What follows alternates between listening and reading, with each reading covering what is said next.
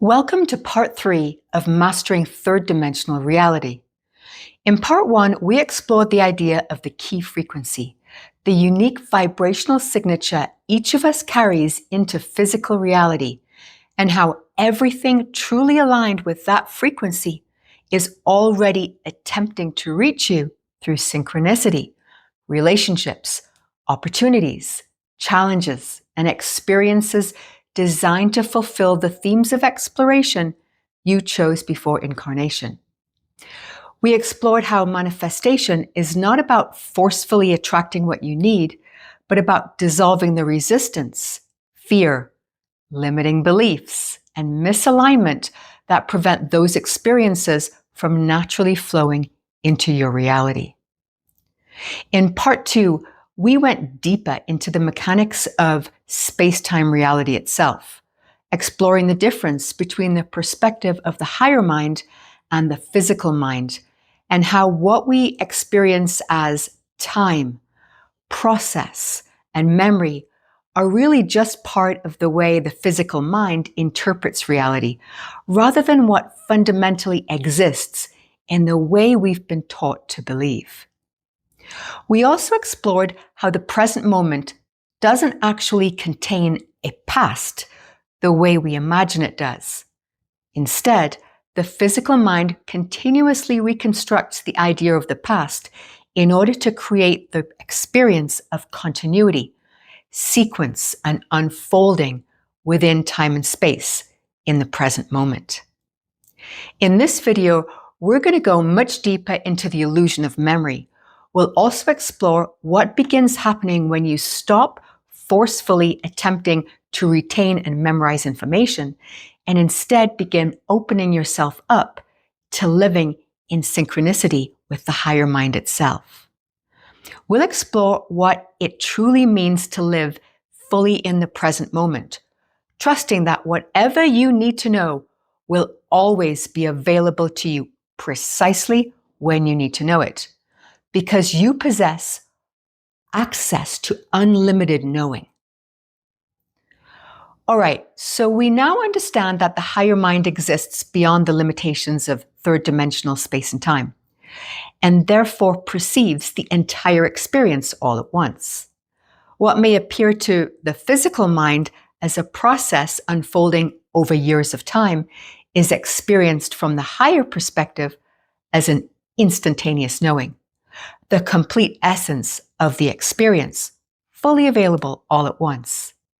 There is no time from the perspective of the higher mind, no unfolding, no process. And because there's no past, there's also no such thing as memory in the way the physical mind experiences it. When the higher mind chooses an experience, that experience is known holographically and instantaneously as a complete state of being. But the physical mind can't experience reality in that way through functioning through a physical body and 5 physical senses. So in order to create the experience of movement, change, growth, discovery, and unfolding, consciousness creates the illusion of time by breaking an entire experience into billions and billions of still frames, experienced sequentially. And because those frames move so fluidly and rapidly, you experience your life as a continuously flowing reality. Much like a movie appears continuously, even though it's actually made from individual still images projected one after the other. Now, each one of these still frames is its own complete reality. And from every frame, there are an infinite number of other frames that consciousness can choose from. Infinite variations, infinite possibilities, infinite trajectories of experience. But the physical mind must arrange those frames into a sequence that appears logical and coherent in order to function within this consensus reality. For example, if you drive from your home to work, your consciousness selects and flows through a sequence of still frames that create the experience of continuity, the experience of physically moving through space, over time, from one location to another.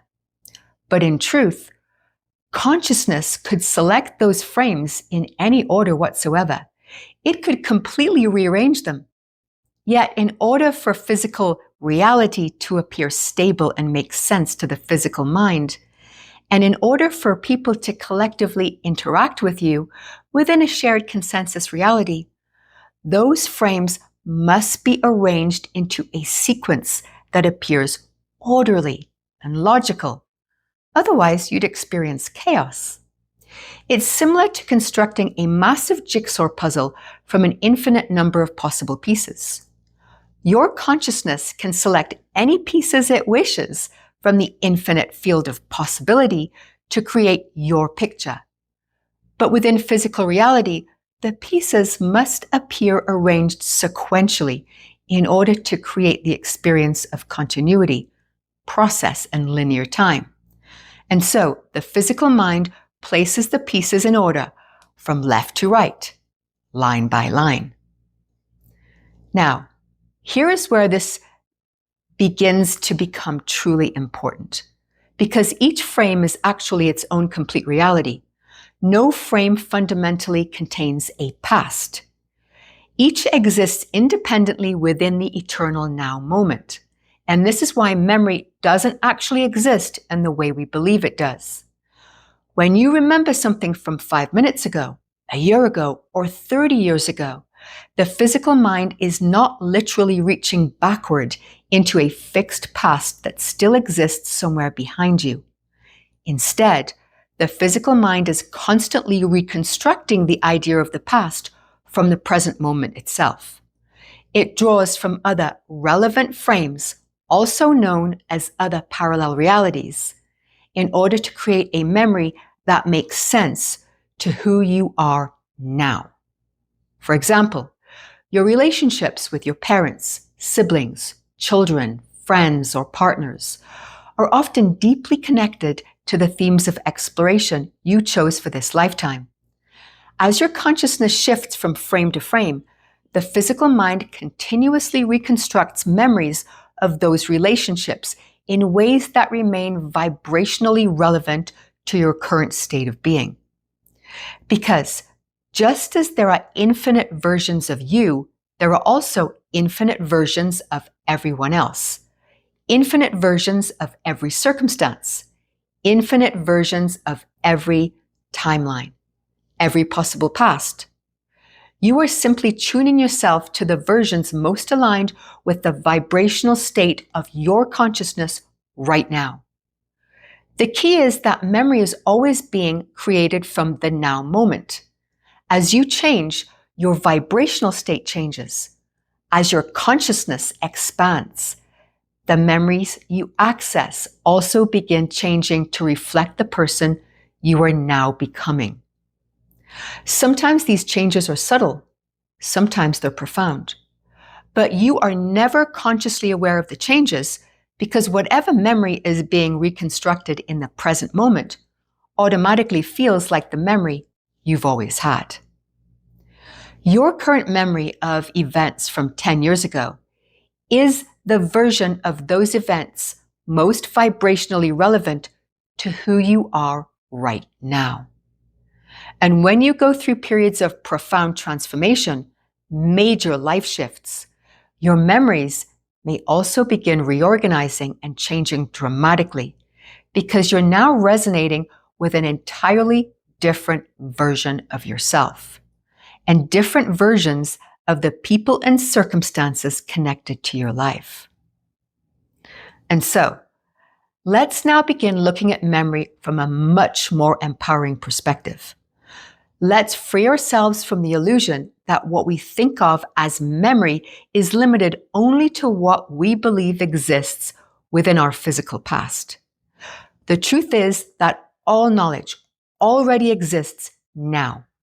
Every possible thing there is to know already exists within consciousness itself and can be accessed at any time. Nothing is truly separate from you. Nothing is truly outside of you. Every answer, every insight, every realization, every exploration already exists within the infinite field of consciousness itself.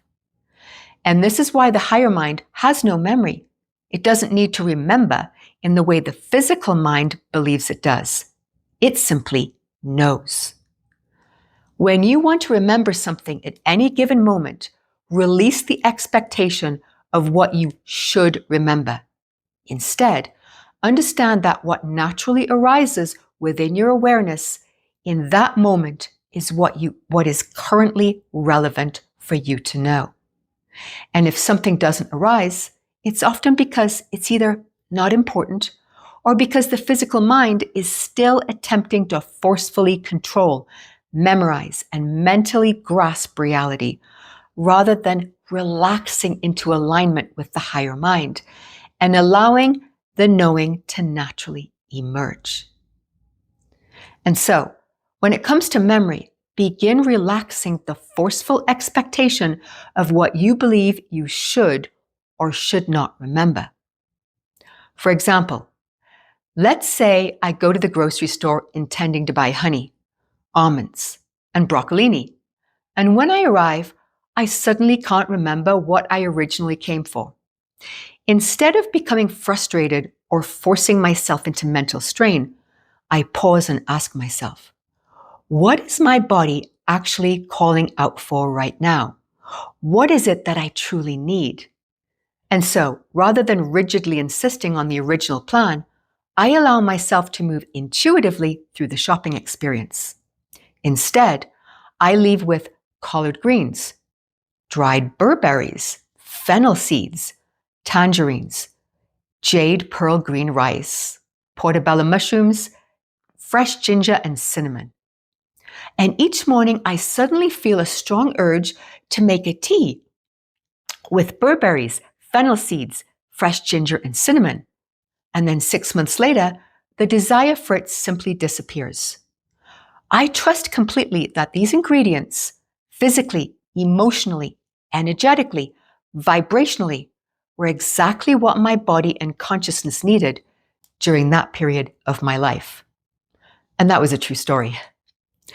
Now, this level of trust does take practice, so feel free to use lists and cheat sheets until you naturally begin trusting your ability to tune into what you need when you need it.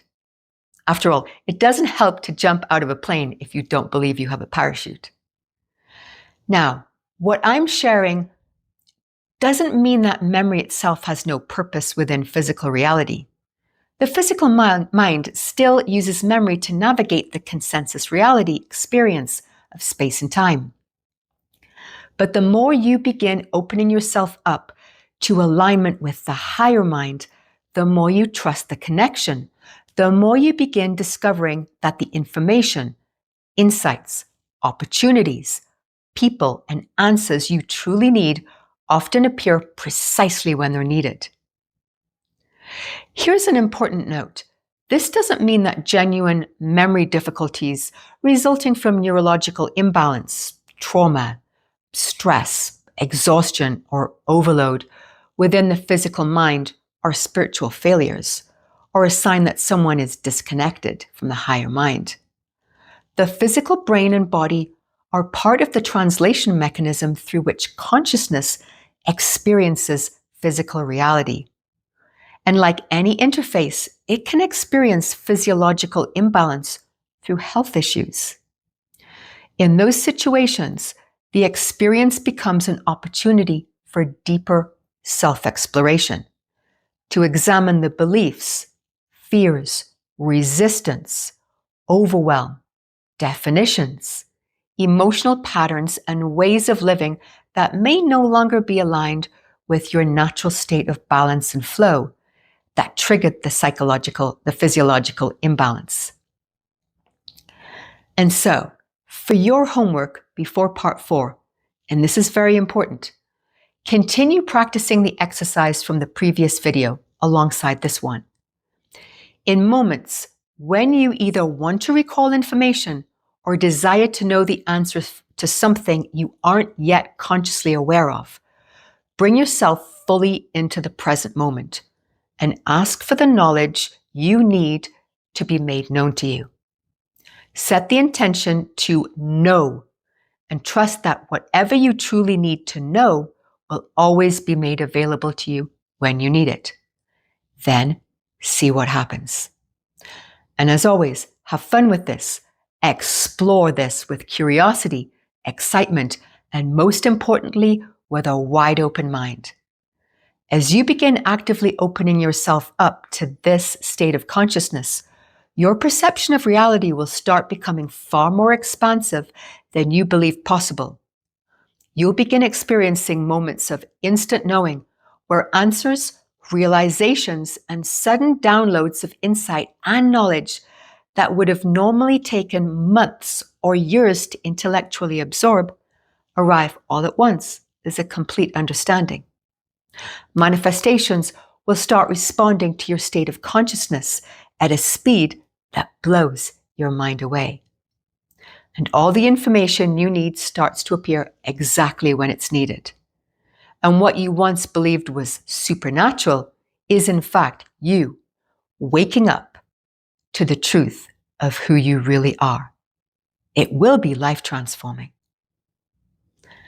My question to the architect: can you please offer guidance on how we can move from actively trying to remember information that we need to tuning in to know what we need to know when we need to know it? And here is the sharing. Beloved, this is a profound and essential shift in consciousness.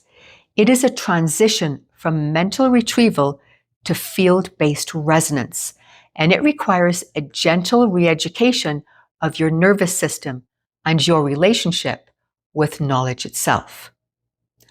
Number 1, anchor your body first. Before you begin to tune in, you must stabilize your field. This begins with the breath.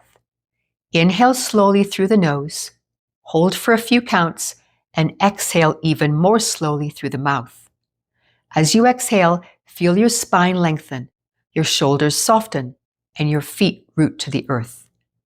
This simple practice grounds your nervous system, quiets the mental noise, and creates a coherent container for receiving subtle information. Without this anchor, tuning in can feel like static or confusion. Number 2, release the pressure of needing to know. The act of trying to remember or needing to know creates a subtle tension in the field. This tension may block the flow of intuitive insight. Instead, cultivate a state of neutrality, a curiosity without attachment to outcome. Ask your questions silently or aloud, then trust that the information meant for you will arrive. This is not passivity, it is surrender to timing. Sometimes, forgetting is an invitation to let go of control and allow the field to guide you. You may discover something new, something more aligned, or be led to something beautiful and unexpected. Number 3, listen with your entire field. Practice opening and listening with your entire being. Notice what arises without judgment. If it feels coherent, gentle, and expansive, it is likely aligned. If it feels urgent, sharp, or fear-based, it may be distortion. In immediacy, the first clear signal is often the right one. Do not overthink it. If a thought or image arises that feels peaceful and aligned, act on it. Even if it is not what you expect, it may be what you need in this moment. If the information is of an urgent nature, for example, a name, a number, a direction, follow the same steps but add a layer of intention. Show me the clearest path to this information now. Number 4, trust the pause. If the answer doesn't arrive immediately, it is an invitation to trust the pause. The pause is where integration happens. If you rush to fill the silence, you interrupt the signal. Instead, breathe, wait, and allow the field to deliver the information when it is ready. When knowledge arrives, acknowledge what you receive, which nurtures a clearer and more consistent flow of information. This is co-creation through presence. You are not trying to retrieve a past instruction. You are tuning into the present field and allowing it to inform your next step. And with that, we'll bring this to a close. Questions or comments are always welcome. I read them all. Check out the pinned comment for any insights that you'd like to offer. And if you like this sharing and you'd like to hear more, please hit the like button, which helps me know if you're inspired by my teachings. For more insights and for part 4 in this series, tap the notification bell to be notified when new videos are released. Thank you everyone so much for listening and for being part of this beautiful community where we explore what becomes possible when we dissolve the illusion of separation between the physical mind and the higher mind, awakening to our connection with the greater whole. Superhuman made simple with the architect.